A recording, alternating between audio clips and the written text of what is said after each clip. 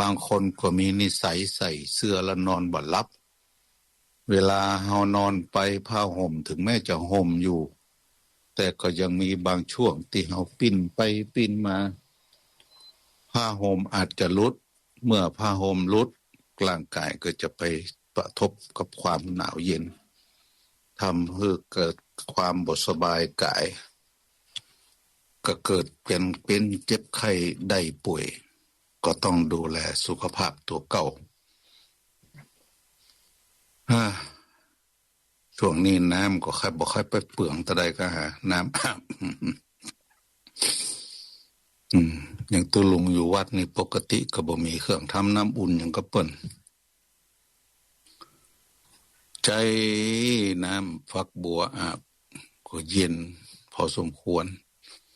เอาไปเอามาฟักบัวลุเอาล่ะต้องอาบน้ำในถังแจ่ปดตรมันเหมือนกับแจ่น้ำแข็งสาดใส่ก๊อกหนึ่งโบ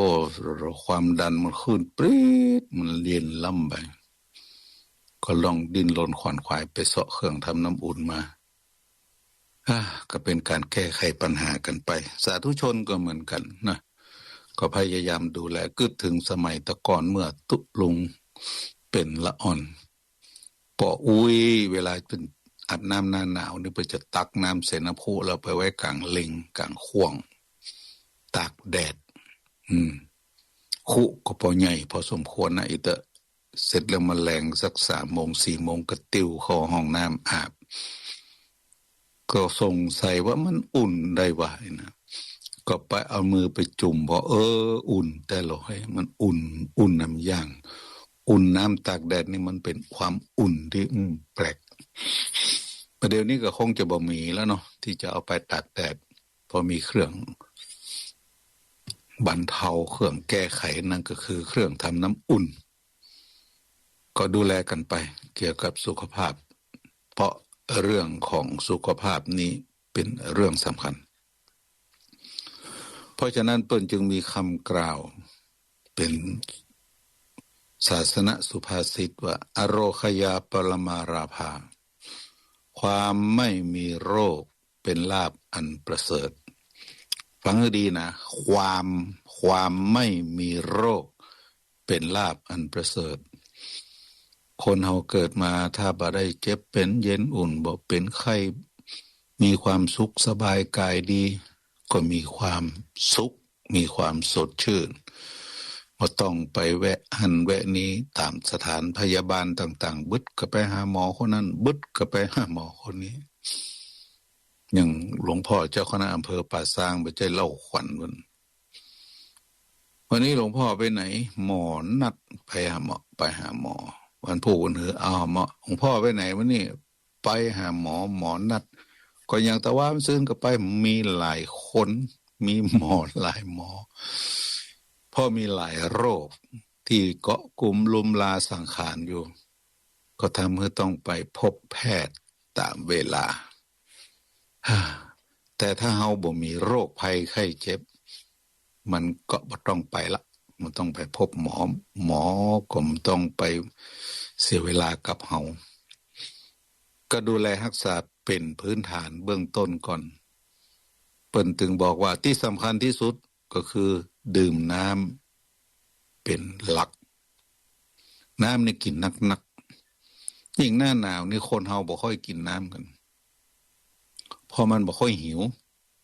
ก็เลยบ่กินน้ำเปิ้นบอกว่าการดื่มน้ำอย่าดื่มเพราะหิวต้องดื่มเพราะต้องถือว่าเป็นเรื่องจำเป็นถ้ามันเป็นหน้าร้อนนี่ก็กินน้ำอุ่นหน้าหนาวนี่มันก็ต้องกินน้ำอุ่นอย่างตัวอาตมาภาพตุลงนี่กินน้ำอุ่นตลอดต้มน้ำกินตลอดน้ำเย็นนี่บ่ให้บ่ดีตึงบ่แตะต้องกับมันยิ่งน้ำแข็งนี่บ่ต้องถามหาเลยน้ำใส่น้ำแข็งมันนี่ขอบายไว้ก่อนกินน้ำอุ่นสบายใจแล้วกินได้นักตัวกินได้นักการที่กินน้ำนักๆเนี่ยทำให้เลือดไม่ข้นทำให้ระบบหมุนเวียนของสิ่งต่างๆในร่างกายเนี่ยเกิดความคล่องตัวเลือดบ่หนืดข้างหัวใจก็ดีอย่างก็ดีพยายามดื่มน้ำกันให้หนักนะเพื่อสุขภาพ กินน้ำเป็นยากินปลาเป็นหลักกินผักเป็นอาหารเนี่ยเปิ้นว่ากันอันนี้สำคัญที่สุดยิ่งผู้สูงอายุนี่จะต้องระมัดระวังเกี่ยวกับเรื่องโรคภัยไข้เจ็บตัวเอาละสาธุชนทั้งหลายเมื่อมาแล้วก็มีข้อความจากท่านพระอาจารย์พระครูอภิวัฒนวิกรมได้ฝากประชาสัมพันธ์เกี่ยวกับเรื่องราวที่เกิดขึ้นในจังหวัดเชียงใหม่โดยเฉพาะยิ่งกันในพื้นที่ของอำเภอดอยหล่อความจริงแล้วครูบาอาจารย์เพิ่นก็อาจจะประชาสัมพันธ์ไปในหลายทางหลายท่านละวันนี้ตู่ลุงก็ขอเชื่อมความเข้าใจคือกับท่านทั้งหลายได้รับรู้ร่วมกันทั้งเนื่องด้วยจะมีการบรรจุพระบรมสารีริกธาตุและวัตถุมงคลต่างๆที่เจดีย์พุทธคยาจำลองเจดีย์พุทธคยาจำลองนี้ได้มีการก่อสร้างขึ้นในมณฑลพิธีที่จะจัดทำเป็นพุทธมณฑลของจังหวัดเชียงใหม่คำว่าพุทธมณฑลของจังหวัดหรือพุทธมณฑลที่ใดที่หนึ่งก็หมายถึงพื้นที่ที่จะสร้างสิ่งต่างๆอันแสดงถึงความเป็นพุทธคือปรากฏแก่พุทธศาสนิกชนและคนทั่วไปอย่างในส่วนกลางเนาะมีจังหวัดนครปฐมก็มีพุทธมณฑลของชาติอยู่ของประเทศตั้งอยู่ก็จะเป็นศูนย์รวมในการจัดกิจกรรมต่างๆในทางพระพุทธศาสนาเพราะฉะนั้นในจังหวัดเชียงใหม่ก็ได้กำหนดเอาพื้นที่ของอำเภอดอยหล่อเป็นพุทธมณฑลเพื่อก่อสร้างขึ้นแต่เดิมนะมีความพยายามหลายทางไปขอใช้พื้นที่ที่ป่าของอำเภอดอยสะเก็ดบริเวณใกล้ๆกับห้วยหองไคก็ได้หลายร้อยหลายพันไร่เหมือนกันเพิ่นก็อนุมัติก็ดำเนินการกันไปหนึ่งร่วมกับมหาวิทยาลัยมหาจุฬาลงกรณราชวิทยาลัยทีนี้ต่อมาก็ย้ายไปที่วัดน้ำบ่อหลวงหลวงพ่อวัดน้ำบ่อหลวงก็อนุมัติถือใจสถานที่สร้างได้และล่าสุดก็มีมติเป็นเอกฉันท์ว่าสร้างในพื้นที่ของอำเภอดอยหล่อจังหวัดเชียงใหม่ซึ่งการสร้างพุทธมณฑลสิ่งที่สำคัญที่สุดที่เพิ่นจะสร้างกันก็คือการจำลองสังเวชนียสถาน4ตำบลที่เกิดขึ้นเพราะฉะนั้นเจดีย์พุทธคยานี่ก็เป็นเจดีย์พุทธคยาจำลองซึ่งอยู่ในประเทศอินเดียเรามาจำลองอยู่ที่อำเภอดอยหล่อก็ขอประชาสัมพันธ์ว่าจะมีการบรรจุพระบรมสารีริกธาตุและวัตถุมงคลลงในเจดีย์พุทธคยาจำลองณพุทธมณฑลจังหวัดเชียงใหม่อำเภอดอยหล่อจังหวัดเชียงใหม่ในวันอังคารที่21 มกราคม 2568ตรงกับวันแรม8 ค่ำเดือน4เหนือเวลา9 โมงครึ่งเป็นต้นไปเวลา9:30 นาทีเป็นต้นไปซึ่งกำหนดการก็เป็นไปตามที่หมู่เฮารับฟังกันก็ขอย้ำถึงครั้งหนึ่งในเวลา9:30 นาทีโดยเวลาประมาณ9 นาฬิกา9 นาฬิกาผู้ร่วมพิธีพร้อมกันณมณฑลพิธีในการสร้างพุทธสังเวชนียสถานคือเจดีย์พุทธคยาในอำเภอดอยหล่อพอถึงเวลา9:30 นาที9:30 นาทีประธานในพิธีจะประกอบพิธีจุดธูปเทียนเครื่องบูชาพระรัตนตรัยศาสนาพิธีกรก็จะประกอบพิธีการนำไหว้พระสมทานศีลอันนี้ตุลงขออ่านเป็นรายการไปก่อนนะก็เดี๋ยวจำนัดแจ้งเป็นอย่างไปไหว้พระสมทานศีลเสร็จเรียบร้อยโดยเวลาประมาณ9:49 นาทีพระสงฆ์เจริญพระพุทธมนต์ เวลา10:19 นาทีถวายจตุปัจจัยทายธรรมแด่พระสงฆ์พิธีจำนวน9 รูปพระสงฆ์อนุโมทนาเวลา10:29 นาทีประกอบพิธีบรรจุพระบรมสารีริกธาตุและวัตถุมงคลลงในพระเจดีย์พุทธคยาจำลองเวลา11:15 นาที11:15 นาทีถวายภัตตาหารเพลแด่พระสงฆ์ที่มาเป็นทรงพิธีและร่วมพิธีในการประกอบพิธีครั้งนี้ก็ถือว่าเป็นเสร็จพิธีซึ่งในการนี้นั้นเจ้าภาพอุปถัมภ์กิจกรรมทั้งหมดก็ได้แก่คณะศิษยานุศิษย์ในพระเดชพระคุณหลวงพ่อพระพรหมมงคลหรือหลวงปู่ทองสิริมังคโรอดีตที่ปรึกษาเจ้าคณะภาค7อดีตเจ้าอาวาสวัดพระธาตุสีจอมตองวรวิหารคุณแม่จันฟองกิ่วแก้วบริษัทเพชรอินทรีย์ทรานสปอร์ตจำกัดบริษัทเขมรัฐทรานสปอร์ตจำกัดและพุทธศาสนิกชนทุกคนโดยเนื้อหาสาระโดยเนื้อความก็จะมีประมาณนี้ความจริงเรื่องการสร้างพุทธมณฑลเป็นหัวใจประการหนึ่งในการที่จะสร้างแกนหลักเพื่อที่เป็นศูนย์รวมจิตใจของชาวพุทธสร้างที่ไหนก็ถือได้ว่ามีความสำคัญต่อความเป็นพระพุทธศาสนาสร้างที่ไหนก็เป็นการรวบรวมเอาความสำคัญในเรื่องของพระพุทธศาสนามาประจำไว้ที่นั่นซึ่งเราสามารถเข้าไปชมเพื่อให้เกิดความสังเวชให้เกิดความหูให้เกิดความเบิกบานให้เกิดความตื่นตัวในการที่จะออกมาปกป้องพระพุทธศาสนามากยิ่งขึ้นการที่ตุลงบอกว่าทำให้เกิดความสังเวชคืออย่างจะมีการจำลองสังเวชนียสถาน4 ตำบล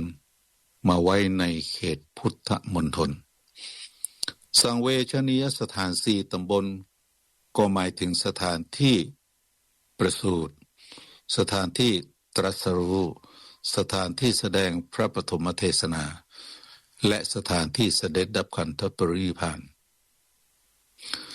คำว่าสังเวชนียสถานนี่หมายถึงสถานอันเป็นที่ตั้งแห่งความสังเวช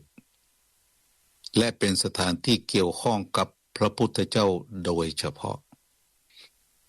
สังเวชนียสถานหมายถึงสถานที่ทำให้เกิดความรู้สึกระลึกถึงพระพุทธเจ้า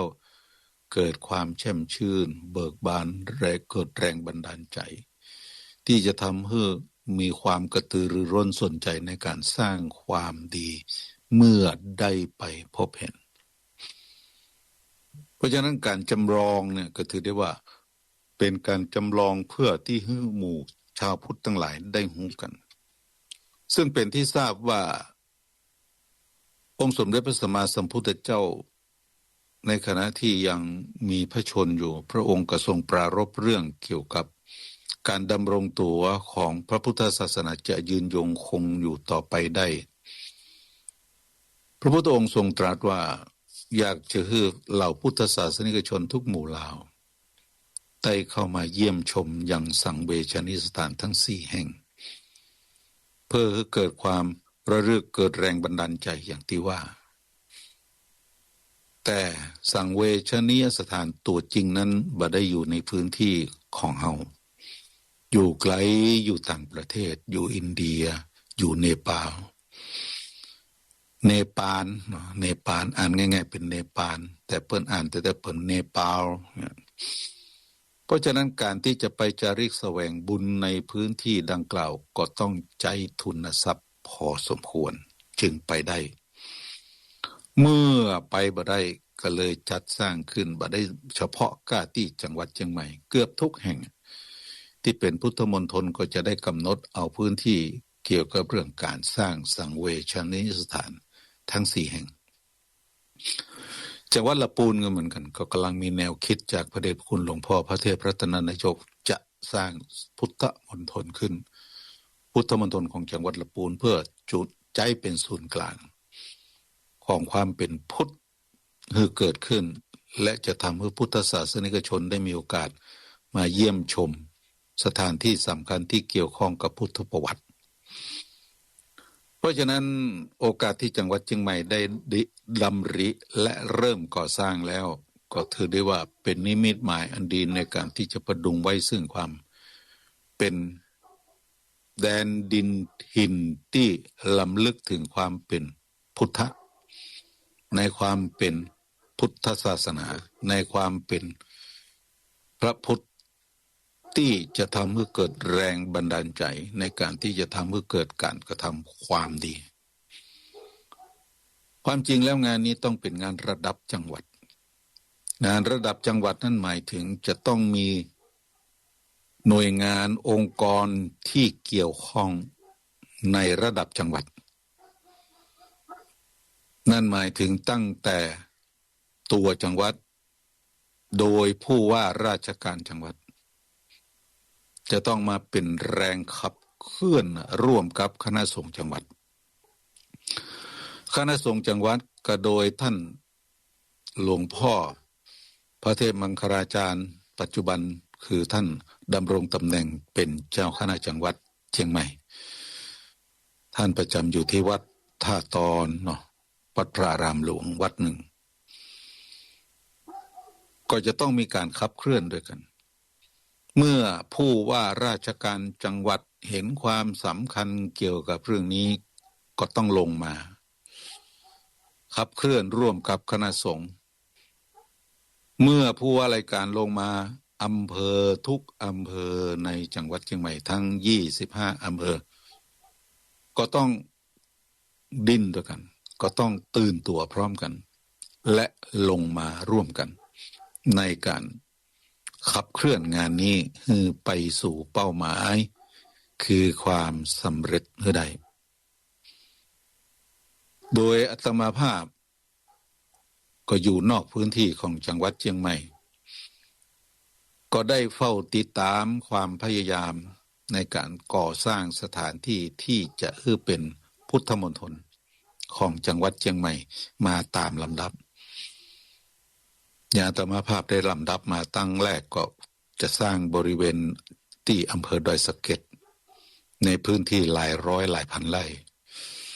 ซึ่งป่าไม้ก็อนุมัติคือใช้ในบริเวณใกล้ๆกับห้วยห้องไคล้แต่ก็บอกว่าเกิดด้วยเหตุใดโครงการนั้นก็ดูเป็นพื้นที่ที่มหาวิทยาลัยมหาจุฬาลงกรณราชวิทยาลัยได้ขอไว้เพื่อจะสร้างแต่ในที่สุดก็ไม่สามารถที่จะขับเคลื่อนต่อไปก็มีการพยายามก่อสร้างในระดับหนึ่งและต่อมาก็ขยับไปที่วัดน้ำบ่อหลวงหลวงพ่อวัดน้ำบ่อหลวงก็อนุมัติพื้นที่คือเลยหลายร้อยให้เหมือนกันแต่ก็ไม่สามารถที่จะขับเคลื่อนต่อในที่สุดมาอยู่ที่อำเภอดอยหล่อซึ่งพื้นที่ของอำเภอดอยหล่อนี่โดยประวัติศาสตร์ถ้าเฮาติดตามมาตามลำดับเฮาจะรับรู้เกี่ยวกับเรื่องความพยายามของศาสนาหนึ่งที่จะมาสร้างพื้นที่ของในพื้นที่ของอำเภอดอยหล่อเนี่ยคือเป็นศูนย์อาหารของศาสนาเปิ้นใหญ่ยิ่งมากเลยในระดับเอเชียแต่ก็เกิดการต่อต้านเพราะไม่ใช่ศาสนาของคนที่อยู่ในพื้นที่นั้นไม่ใช่ศาสนาของคนไทยที่นับถือเป็นส่วนใหญ่ก็เลยทำให้โครงการของเปิ้นถูกระงับและก็ถอยไปแต่ก็ไม่ใช่ว่าถอยไปเสียทีเดียวก็ยังมีความพยายามที่จะเข้ามาอยู่ซึ่งในการนี้นั้นก็ต้องขอบคุณพี่น้องประชาชนในอำเภอดอยหล่อทางคณะพระสงฆ์ตลอดถึงกำนันผู้ใหญ่บ้านศรัทธาประชาชนที่รู้และเห็นว่าสิ่งที่มันจะเกิดขึ้นในพื้นที่อำเภอดอยหล่อ ถ้าหากว่าสิ่งนั้นเกิดขึ้นที่นี่มันจะมีอย่างเกิดขึ้นตามมาพ้องและตอนนี้ก็เลยใช้พื้นที่ที่จะสร้างเป็นพุทธมณฑลในพื้นที่อำเภอดอยหล่อคือใดก็เริ่มมีการก่อสร้างอาคารเสนาสนะไปตามลำดับตามมักมาหาได้ซึ่งโครงการนี้นั้นเฮาก็ต้องอดบ่ได้ที่จะรำลึกนึกถึงหน่วยงานที่จะต้องมาดูแลหน่วยงานที่จะต้องมาดูแลเป็นเรื่องหลักก็คือสำนักนายกรัฐมนตรีโดยสำนักงานพระพุทธศาสนาแห่งชาติสำนักงานพระพุทธศาสนาแห่งชาติสังกัดสำนักนายกรัฐมนตรีท่านนายกรัฐมนตรีก็มอบหมายให้รัฐมนตรีประจำสำนักนายกท่านหนึ่งท่านใดเข้ามาดูแลในเรื่องของการแปลงงบประมาณในการที่จะขับเคลื่อนแหล่งนี้มันก็ต้องเกิดจากสำนักนายกรัฐมนตรีซึ่งโดยหลักแล้วท่านก็จะต้องยิงตรงมาตั้งหน่วยงานที่เกี่ยวข้องในพื้นที่นั่นก็คือระดับจังหวัดโดยผู้ว่าราชการจังหวัดและผู้ว่าราชการจังหวัดก็จะต้องขยับขับเคลื่อนโดยกระตุ้นหรือกับทุกอำเภอในจังหวัดเชียงใหม่บาได้หมายถึงเฉพาะแค่อำเภอดอยหล่อต้องหมายถึงทุกอำเภอต้องขับเคลื่อนร่วมกันคณะสงฆ์โดยพระเดชพระคุณหลวงพ่อท่านเจ้าคณะจังหวัดก็ต้องขับเคลื่อนโดยความร่วมมือของเจ้าคณะอำเภอทุกอำเภอก็ต้องมาร่วมกันเมื่อมีการขยับขับเคลื่อนอย่างนี้มันเป็นแรงกระเพื่อมแรงใหญ่ในระดับจังหวัดหมายถึงพุทธศาสนิกชนทุกอำเภอทุกพื้นที่ก็จะต้องเกิดความตระหนักร่วมกันว่าพุทธมณฑลสมควรได้รับการสนับสนุนในการดำเนินการให้เป็นไปตามเป้าหมายให้เกิดขึ้นให้ได้เมื่อแรงกระเพื่อมมันเกิดขึ้นพุทธมณฑลก็จะเป็นสถานที่ที่พุทธศาสนิกชนจะต้องเข้ามาดูแลช่วยกันอันเนี้ยเป็นสาระสำคัญบ่ใช่ว่ามอบหมายให้กับคณะสงฆ์ในจังหวัดในอำเภอดอยหล่อหรืออำเภอใกล้เคียงมอบเพื่อกับเหล่าบุคคลที่เกี่ยวข้ององค์กรส่วนท้องถิ่นกำนันผู้ใหญ่บ้านในอำเภอดอยหล่อเท่านั้นต้องมีการขยับขับเคลื่อนด้วยกัน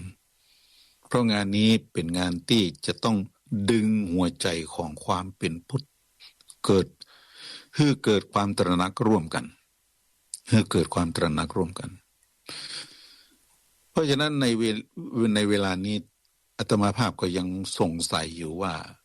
มีการก่อสร้างพุทธมณฑลในพื้นที่ของอำเภอดอยหล่อพุทธศาสนิกชนอำเภออื่นเขารู้กันหรือยังเขาทราบกันหรือยังและเกิดความตระหนักร่วมกันหรือยังอันนี้น่าคิดเพราะหากว่าสมมุติว่ามีการตื่นตัวมีการเข้าใจมีการรู้มีการรับรู้และพยายามเกิดแรงบันดาลใจในการที่จะออกมาร่วมกันในการขับเคลื่อนโครงการการสร้างพุทธมณฑลในพื้นที่ของจังหวัดเชียงใหม่คือเดินไปโดยความเรียบร้อยแล้ว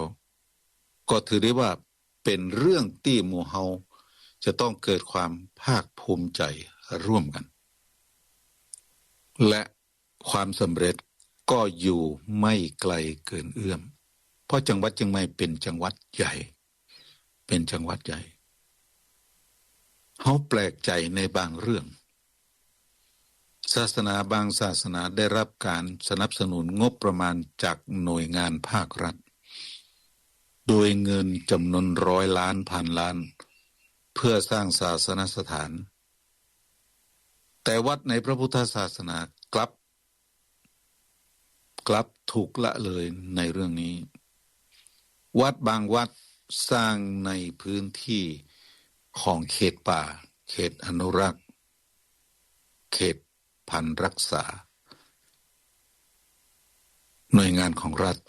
ก็ต้องเข้าไปขับไล่ให้ออกมาถูกทำลายบางวัด โอ้น่าสังเวชแต่ศาสนาอื่นกลับสร้างศาสนสถานในพื้นที่อย่างนั้นได้อย่างสบายพร้อมกับได้รับการสนับสนุนงบประมาณมหาศาลวัดในพระพุทธศาสนาถ้าจะขอเงินอุดหนุนบูรณะเพื่อพัฒนาศาสนสถานในวัดสมมุติว่าวัดตุลุงหรือวัดอัตมาภาพสร้างวิหารหลังหนึ่งจะขอรับการสนับสนุนงบประมาณสมมติว่าตั้งไว้10 ล้านคุณบ่สามารถที่จะขอได้เตื้อคุณต้องสร้างวิหารนั้นคือได้ประมาณ 80% ก่อนอย่างน้อยจึงทำการของบประมาณสนับสนุนได้และโดยประวัติการขอเงินรับเงินอุดหนุนบูรณะจากหน่วยงานที่เกี่ยวข้องซึ่งในอดีตการนั่นก็คือกรมการศาสนาแต่ประเดี๋ยวนี้กรมการศาสนาบ่ได้ดูแลเรื่องงบประมาณละมอบให้สำนักพุทธเป็นผู้ดูแลทั้งหมดเคยมีเรื่องราวเคยมีนะขอไป1 ล้านบาทเพื่อก่อสร้างศาสนสถานนั้นคือสำเร็จต่องบประมาณที่ได้รับคือตะใดบ่เกิน100,000หรือ200,000ตะนะขอ100,000ก็จะได้หัวหมื่นจึงเป็นความแปลกใจว่าก็จริงอยู่เปิ้นก็มอบหมายความต้องการการมีส่วนร่วมของพุทธศาสนิกชนในพื้นที่ให้ช่วยกันขับเคลื่อนแต่มันก็เป็นปรากฏการณ์ที่แปลกว่าเมื่อขอไปแล้วมันก็ต้องดูความเป็นจริงซึ่งสำนักพุทธนี่ก็ได้รับงบประมาณมาพอสมควรเป็นงบประมาณโดยตรงที่ดูแลพระพุทธศาสนากรมการศาสนาสังกัดกระทรวงวัฒนธรรมก็ดูแลศาสนาอื่นๆตัวเองใน5ศาสนาที่ทางการรับรองทั้งศาสนาพุทธศาสนาคริสต์ศาสนาอิสลามศาสนาพราหมณ์ฮินดูและศาสนาซิกในศาสนาพุทธกรมการศาสนาก็จะดูแลเฉพาะส่วนของงานส่งเสริมคุณธรรมจริยธรรมบ่ได้ดูแลเรื่องโครงสร้างบ่ได้ดูแลเรื่องเงินงบประมาณหลักสำนักพุทธดูแลเรื่องพระพุทธศาสนาอย่างเดียวบ่เกี่ยวข้องกับศาสนาอื่นเหตุนี้จึงมีความเคลือบแคลงสงสัยในความเป็นพุทธบริษัทในความเป็นพุทธศาสนิกชนว่าสำนักพุทธแท้จริงแล้วตั้งขึ้นมาก็เพื่อที่จะดูแลและพัฒนาความเป็นศาสนาพุทธที่ปรากฏเมื่อเป็นที่ยึดเหนี่ยวจิตใจของประชาชนคนไทยแต่ถึงวันนี้ก็เป็นไปอย่างที่อาตมาพออย่างเงินนิตยพัฒน์ขอล้วงเข้าไปแต่น้อยนึงขออนุญาตพระอาจารย์ล้วงเข้าไปแต่น้อยนึงพระสังฆาธิการที่ได้รับการแต่งตั้งเป็นเจ้าวาดความจริงจะได้รับนิตยพัฒน์ก็คือเงินค่าตอบแทนเปิดห้องว่าง่ายๆก็คือเงินเดือนเจ้าวาดจะได้ 1,800 บาทต่อเดือนบางรูปบางตนได้รับการแต่งตั้ง1 ปี2 ปี3 ปีเงินนิตยพัฒน์ก็ยังบ่มาสักบาทพอจะมีการประกาศมอบนิตยพัฒน์แก่ภิกษุพระสังฆาธิการรูปนั้นในเวลา 2-3 ปีที่ผ่านมาก็กลับได้รับทบทวนเพียงเดือน2 เดือนหรือ6 เดือนหรือบ่เกิน1 ปีและไอ้ส่วนที่มันเกินนั้นมันหายไปไหนเนี่ยเป็นเรื่องที่เฮามองข้ามไปและก็ตัวเจ้าก็บ่อุนักอยู่กันไปทำกันไปอุนักก็จะเป็นภัยกับตัวเก่าสาธุชนทั้งหลายนี่คือเรื่องของความที่เฮาจะต้องมาตื่นหูร่วมกันจึงขอแสดงความชื่นชมยินดีกับคณะสงฆ์จังหวัดเชียงใหม่โดยการนำของพระเดชพระคุณหลวงพ่อ เจ้าคณะจังหวัดเชียงใหม่รูปปัจจุบันคือพระเทพมังคลาจารย์เจ้าอาวาสวัดท่าตอนร่วมกับรองเจ้าคณะจังหวัดทั้งหมดที่ขับเคลื่อนร่วมกันรองเจ้าคณะจังหวัดเต้าที่ทราบอาตมาก็จำบอกให้ได้นะสุมาตุยก็จะมีวัดพระสิงห์วรมหาวิหารมีวัดพระธาตุสีจอมตองมีวัดสีโสดามีวัดพระธาตุดอยสะเก็ดมีวัดสวนดอกเนี่ยเป็นหลวงพ่อท่านเจ้าคุณทั้งนั้นพระเทพสิงหาวราจารย์วัดพระสิงห์พระสุวรรณเมธีวัดพระธาตุสีจอมตองพระราชรัตมุนีวัดสวนดอกพระราชโพธิญาณอย่างเนี้ยวัดพระธาตุดอยสะเก็ดเจ้าคุณวิมลมุนีเจ้าอาวัดไม่ใช่เจ้าอาวัดวัดสีโสดาถ้ามีนอกเหนือจากนี้ตุลุงก็ขอสมาตัวนี้โดยเท่าที่ทราบมาก็มีประมาณ5 รูปก็ถือได้ว่าช่วยกันดูแลขับเคลื่อนงานนี้มาด้วยความเสียสละและทุ่มเทซึ่งในการต่างๆเขาก็ต้องยอมรับว่าวัดพระธาตุดอยสุเทพมีส่วนสำคัญในการขับเคลื่อนงานนั้นๆซึ่งในขณะนี้นั้นการสนับสนุนปกป้องพระพุทธศาสนาแถมประการหนึ่งเกิดขึ้นที่วัดดอยสัพพัญญูอำเภอแม่วางจังหวัดเชียงใหม่คือมีการนำพระภิกษุสามเณรที่เรียนบาลีโดยเฉพาะไปเข้าค่ายไปอบรมไปให้เกิดความรู้ในเรื่องภาษาบาลีก่อนที่จะเข้าสู่สนามสอบที่วัดดอยสัพพัญญูซึ่งการดำเนินการนี้นำโดยเจ้าคณะสงฆ์ภาค7ก็ด้วยการสนับสนุนของคณะพระสงฆ์ทุกอำเภออันนี้เป็นเรื่องดีเพราะคณะสงฆ์ทุกอำเภอก็พยายามรวบรวมจตุปัจจัยเทธรรมไปดูเครื่องคัดอาหารเพลศาสนิกชนเฮาทั้งหลายพุทธศาสนิกชนเฮาทั้งหลายก็สามารถร่วมให้การสนับสนุนได้โดยพระภิกษุสามเณรในเขตภาคเนี่ยภาค7เนี่ยก็จะมีตั้งแต่เชียงใหม่แม่ฮ่องสอนและก็ลำพูนจะไปรวมตัวกันที่หั่นในกลุ่มของนักเรียนบาลีการเรียนบาลีในสมัยนี้ซบเซาและเริ่มถอยลงจากอดีตเรามีสำนักเรียนบาลีเกิดขึ้นมากมายผลิตมหาปรริญญาเกิดขึ้นมากมายในภาคเหนือการเรียนบาลีมีความสำคัญอย่างไรการเรียนบาลีมีความสำคัญนั่นคือการเข้าไปศึกษาหลักธรรมคำสอนที่แท้จริงของพระพุทธเจ้าเฮาเรียกว่าพระธรรมคำสอนขององค์สมเด็จพระสัมมาสัมพุทธเจ้าที่จารึกไว้ในพระไตรปิฎกเป็นภาษาบาลีมีความหมายเป็นจะไดเขียนถูกต้องว่าถูกต้องอ่านถูกต้องแปลถูกต้องไหมก็ต้องเกิดจากการศึกษาบาลีถ้าขาดการศึกษาเรื่องภาษาบาลีแล้วความง่อนแง่นคลอนแคลนในเรื่องหลักธรรมคำสอนก็ย่อมเกิดขึ้นเพราะแต่ละคนก็จะเอาความเห็นของตัวเองเป็นหลักเพราะคนเฮาในยุคนี้สมัยนี้มีความฉลาดมีความว่องไวมีความก้าวหน้าในเรื่องของวิชาการหลายคนก็อยากจะแสดงศักยภาพของตัวเก่าเต้าที่ไปศึกษามาแต่ขาดองค์ความรู้ที่เป็นสาระสำคัญเราจะหันได้ว่า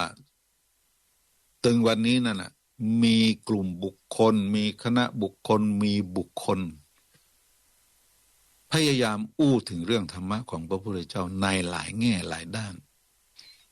แต่ขาดพื้นฐานทางด้านภาษา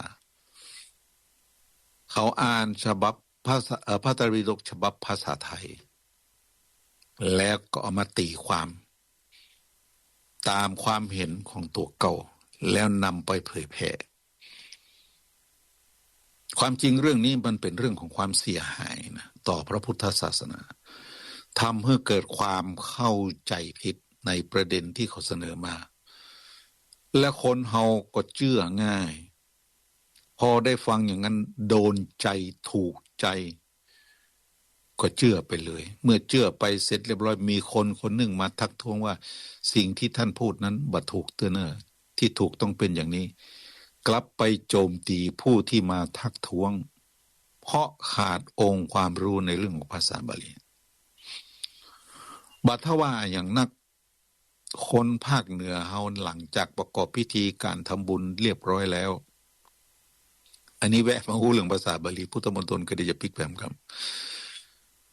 ในการประกอบพิธีการทำบุญเรียบร้อยแล้วคนไทยคนเมืองคนปืนบ้านล้านนาเนี่ยจะกล่าวคำอุทิศและก็กล่าวคำแผ่เมตตาซึ่งคนในสมัยตะกอนนะกำแผ่เมตตาเนี่ยเขาบอกว่าเป็นกำหยาดน้ำซึ่งความจริงมันใจคำหยาดน้ำเป็นคำแผ่เมตตาแล้วก็คำอุทิศเนี่ยมันเป็นคำอุทิศของการทำความดีแล้วอุทิศไปเพื่ออย่างเขาต้องเรียกคือถูกอิตังตานะกัมมังนิปปานะปัจจโยโหตุโนนิจังอันนี้เป็นภาษาบาลีเป็นคำอุทิศอุทิศเพื่ออย่างอิตังตานะกัมมังกรรมอันเป็นทานนี้ที่ข้าพเจ้าได้ทำแล้วนิพพานะปัจจโยขอจงเป็นปัจจัยแก่พระนิพพานโหตุจงเป็นโหตุโนแก่ข้าพเจ้าทั้งหลายนิจจังตลอดกาลด้วย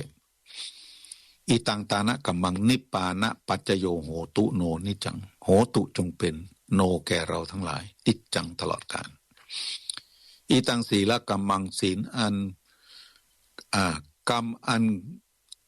กรรมคือการรักษาศีลนี้ที่ข้าพเจ้าได้กระทำแล้วนิพพานะปัจจโยจงเป็นปัจจัยแก่พระนิพพานโนแก่ข้าพเจ้าทั้งหลายนิจจังตลอดกาลโหตุจงเป็นนี่เป็นคำอุทิศนี่อิตังภาวนากัมมังนิปานะปัจจโยตุโนนิจังนี่ก็เหมือนกันเป็นภาษาบาลีความจริงมันเป็นโหตุแต่บางคนก็ใช้คำว่าบางที่บางแห่งพ่ออาจารย์มักใจคำว่าโหนตุมีตัวนอมาสะกดโหนตุซึ่งผิดนะผิดหลักภาษาบาลีถ้าบาลีเรียนภาษาบาลีก็จะบอกฮู้เพราะอีตังตานะกัมมังนี่มันเป็นเอกวจนะเอกวจนะคือเป็นหนึ่งบ่มีสองถ้าเป็นโหตุก็จะเป็นเอกวจนะเข้ากับอีตังตานะกัมมังได้ประธานกับกริยาจะต้องเข้ากันแต่ถ้าเป็นโหนตุเนี่ยแสดงว่าเป็นพหูวจนะพหูวจนะคือมีมากกว่าหนึ่งตั้งแต่สองขึ้นไปแต่คำว่าอีตังตานะกัมมังจะไปประกอบด้วยคำว่าโหนตุไม่ได้ผิดหลักถ้าไปแปลภาษาบาลีสอบสนามหลวงถ้าแปลประธานกับกริยาผิดกันแล้วหัก6 คะแนนหัก6 คะแนนแปลเรื่องนั้น6 คะแนน6 คะแนน6 คะแนนถูกหัก3 ที่18 คะแนนตกวิชานั้นตกเลยและเราต้องจำไว้ว่าบาลีเนี่ยมันวิเคราะห์ศัพท์ไว้ว่ายาภาษาว่าภาษาใดทาเรติย่อมทรงไว้พุทธวจนังซึ่งพุทธพจน์สาภาษาว่าภาษานั้นปาลีตินามะชื่อว่าภาษาบาลีเพราะนั้นภาษาบาลีที่เขาเอ่ยกันนะจึงยอมรับว่าคือเป็นภาษาของพุทธพจน์เป็นภาษาของพระพุทธเจ้าเมื่อเฮากล่าวภาษาบาลีผิดย่อมทำให้เกิดความผิดพลาดในเรื่องของพุทธพจน์ไปเอาคำพระพุทธเจ้าผิดไปถึงแม้จะเป็นคำรจนาแต่งกันขึ้นมาภายหลังก็เหมือนกันอย่างยังกินจิกุสลังกัมมังกัตตปังสเปหิกะตังปุตเจียงใหม่กับละปูนใจบ่เหมือนกันเจียงใหม่เจียงไฮ้คล้ายกันละปูนไปแหมอย่างนึงกำแผ่เมตตาอันนี้เป็นเพราะว่ากำแผ่เมตตาแผ่เมตตานี่หมายถึงการแผ่พายยายบุญที่เขาได้กระทำไปเขาจะอุทิศไปหาไผ่พ่องอย่างละปูนนี่ เพิ่นจะบอกอีตังตานะยังกินจีกูสลังกัมมังกัตตปังสเปหิกะตังปุญญังโนอนุโมตันตุสุนันตุพนโตเยเตวะอัสสมิงทาเนอธิกันตาติคายุกะสะตาโหนตุสัพเพสัตตาสุขีอัตตานังปริหารันตุจึงไม่จะมีสัพเพสัตตานังสุขีอัตตานังซึ่งบะผูกลักบาลีไปเรียนเด้อไปที่เคราะห์เถอะบะถูกสัพเพสัตตานังสุขีอัตตานังมันบะถูกสัตตานังเนี่ยสัพเพสัตตาว่าสัตว์ทั้งหลายทั้งปวงสุขีจงเป็นผู้มีสุขสัพเพสัตตาสุขีตาโหนตุทุกขปมุญจตุสุขิตาโหนตุจงเป็นผู้มีสุขทุกขปมุญจตุจงทุกขปมุญจันตุจงพ้นจากทุกข์บางคนได้ยินปุ้นเพ่เปิ้นว่ากันก็ว่าผิดไปสุขาปามุญจันตุเป็นสุขาปมุญจันตุจงพ้นจากความสุขก็เลยตุกกันหมูจากสิ้นจะสุดจะเตื้อนั่นเป็นเรื่องที่ต้องเกิดความเข้าใจนี่คือหลักของภาษาบาลีที่เฮาใจกันและขาดองค์ความรู้ในเรื่องนี้เพราะนั้นการศึกษาบาลีภาษาบาลีจึงเป็นเรื่องสำคัญในการที่จะรักษาแก่นหลักของพระพุทธศาสนาไว้คำแผ่เมตตาเนี่ยแปลพอเตอะบางคนว่าผิดไปสุขิตาโหนตุทุกขปมุญจันตุจงพ้นจากทุกข์สุขิตาโหนตุจงพ้นเป็นผู้มีสุขทุกขปมุญจันตุจงพ้นจากทุกข์บางคนว่าผิดสุขิตาโหนตุสุขปมุญจันตุจงเป็นผู้มีสุขและกระจงเป็นผู้พ้นจากสุขโดยมันก็ทำให้เกิดความทุกข์เป็นความแผ่เมตตาคือกับสรรพสิ่งทั้งหลายและการแผ่เมตตาของคนล้านนาเนี่ยมีคนได้ยินได้ฟังแล้วเกิดความปลื้มปิติเช่นอย่างฝรั่งชาติตะวันตกเปิ้นมาศึกษาและเปิ้นมาแปลเปิ้นว่าโอ้ชาวพุทธภาคเหนือในล้านนานี่มีจิตใจกว้างขวางสัพเพญาตากาอันว่าญาติทั้งหลายเจียงไม่เย่เป็นสัพเพญาติกาเนาะบางแห่งก็ญาตากามันทั้งญาติกาอันนั้นบ่เป็นประเด็นนะ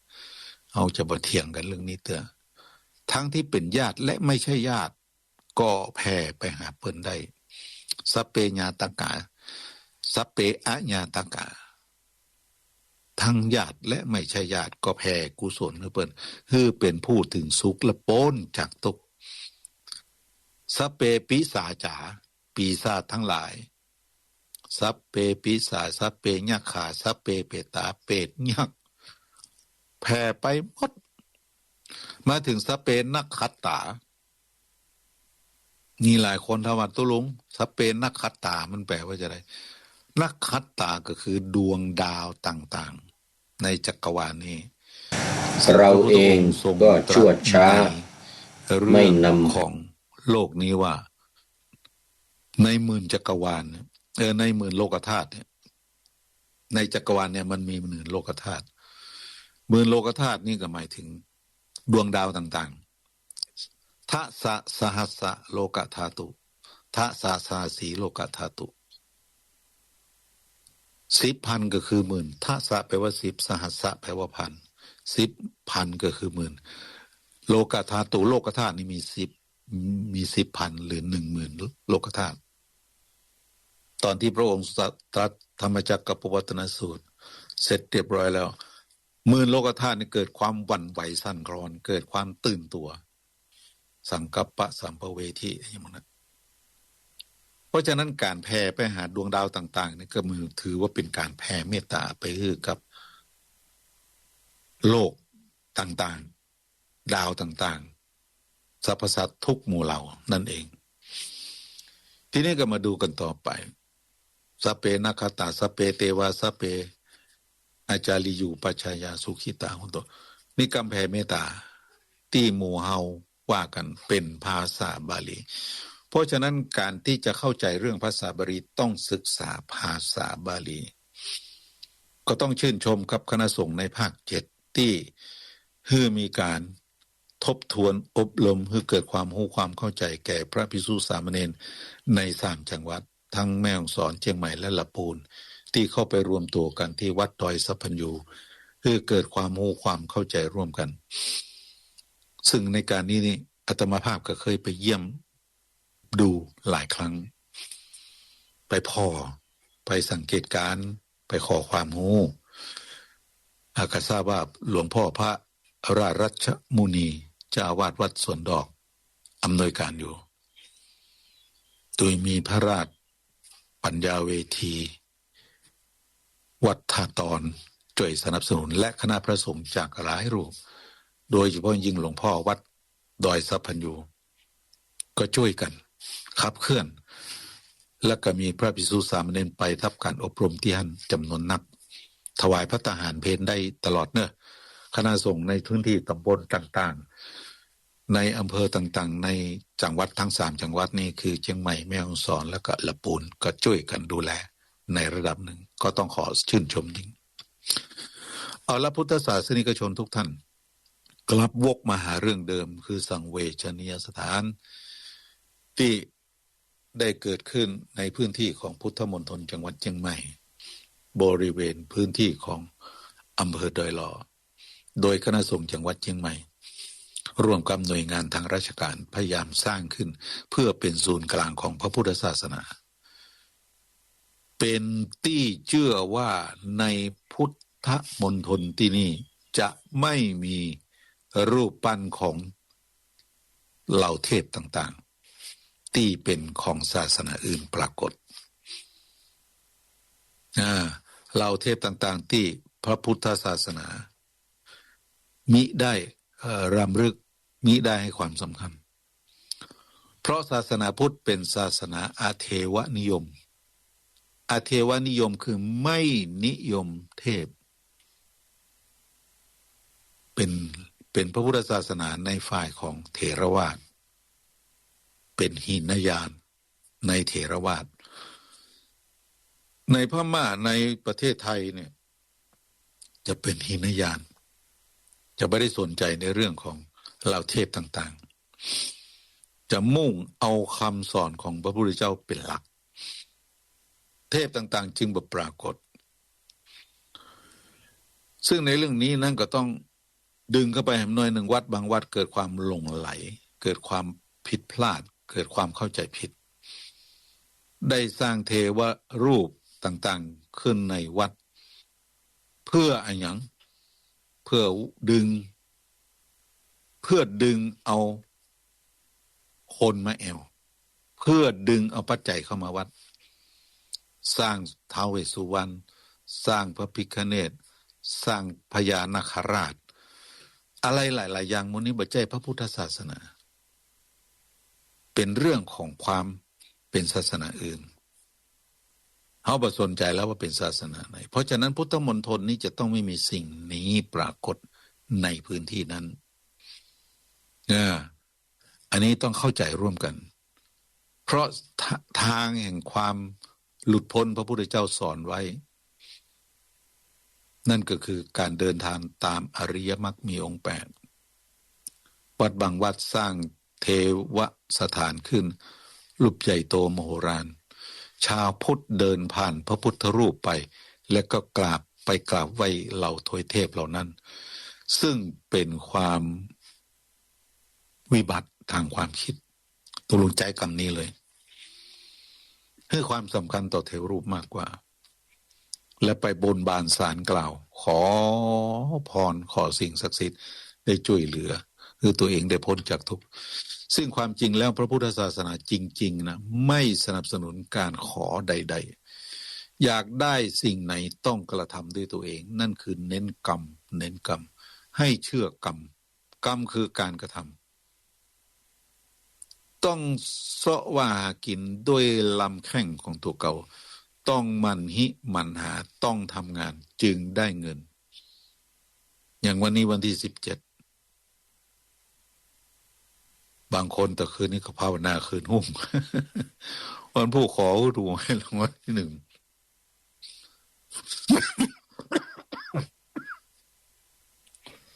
สุมาเตออากาศเย็น ก็จะมีพ่องไอขะลงคงข้างคนเฒ่าคนแก่เพ ราะฉะนั้นการขอสักการะปูจาด้วยเรื่องอย่างกระจ้างแล้วเอาความโลภเข้านำเนี่ยมันบ่มีมันบ่มีผลเมื่อความโลภเข้านำปุ๊บเป็นกิเลสอาสวะซึ่งเป็นอันตรายจึงอยากจะให้เกิดความเข้าใจร่วมกันว่าพระพุทธศาสนาเป็นศาสนาที่มุ่งเน้นถึงการกระทำบ่ได้อู้ถึงเรื่องการขอพรถ้าการขอพรแล้วเกิดผลจริงทำให้เกิดความอย่างขึ้นก็เกิดทำให้เกิดความขี้ค้านกูมอย่างกูไปขอพรอย่างเดียวมันถึงได้ขอความช่วยเหลือพระพุทธศาสนาไม่สนับสนุนอย่างนั้นเพราะนั้นก็ต้องเกิดความเข้าใจร่วมกันเอาละศรัทธาสาธุชนทุกคนทุกท่านมีเรื่องราวมากมายที่เกิดขึ้นในพื้นที่ของจังหวัดเชียงใหม่ในพื้นที่ของประเทศไทยซึ่งยังมีความเข้าใจที่คลาดเคลื่อนเฮาก็จ้องช่วยกันดึงเข้ามาสู่ความถูกต้องความดีงามความเหมาะสมด้วยเหตุโดยผลไม่ใช่ว่าจะตะบึงตะบันกันเอาความเห็นของตัวเองเป็นแก่นเสมอไปและสิ่งที่ตุลงได้อู้มาก็บ่ได้หมายถึงความเห็นส่วนตัวเป็นหลักของความเป็นกลางในการนับถือพระพุทธศาสนาจะต้องให้เกิดความเข้าใจร่วมกันก็อยากจะให้หมู่เฮาเจ้าข้าในฐานะที่เป็นเจ้าของพระพุทธศาสนาในฐานะที่เฮานับถือพระพุทธศาสนาออกมาช่วยกันเพื่อที่จะบรรลุความถูกต้องที่เป็นมัชฌิมาปฏิปทาทางสายกลางที่พระพุทธองค์ทรงตรัสไว้และเราจะไปเดินสู่เป้าหมายคือความเป็นพุทธบริษัทอย่างแท้จริงและถูกต้องได้บ่อายไผดูเวลาหมดก็ต้องขออำลาจากหมู่เฮาเจ้าข้าทุกท่านขอคืนเวลานี้กับต่างสถานีก็ต้องกราบไพศาลในปารมีของหลวงพ่อท่านพระครูอภิวัฒนวิกรมถือพระอาจารย์บรรยงที่ได้โอกาสตุลุงโอกาสกับผมได้มาจ๋าปราศัยในเรื่องนี้สิ่งใดที่บ่เปิงบ่ควรที่จะมานำเผยแพร่ตรงนี้ก็ต้องขอกราบขอสุมาและขอรับผิดชอบในทุกข้อความที่ตัวเองไปก็ขอความสุขความผาสุกในธรรมจงเกิดมีแก่พุทธศาสนิกชนทุกคนทุกท่านณเวลานี้ตลอดไปด้วยเทินจัตตารโอธัมมาวัฏฏันติอายุวันโน